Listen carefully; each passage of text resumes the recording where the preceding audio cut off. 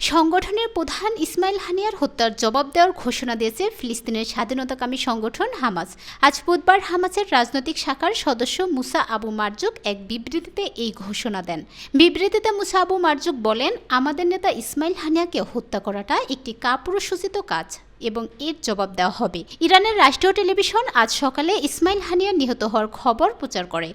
টেলিভিশনের খবরে বলা হয়, রাজধানী তেহরানে হামলায় ইসমাইল হানিয়া ও তার একজন দেহরক্ষী নিহত হন। ইরানের বিপ্লবী গার্ড বাহিনী হামাসের শীর্ষ নেতা নিহত হওয়ার খবর জানিয়ে বিবৃতি দেয়।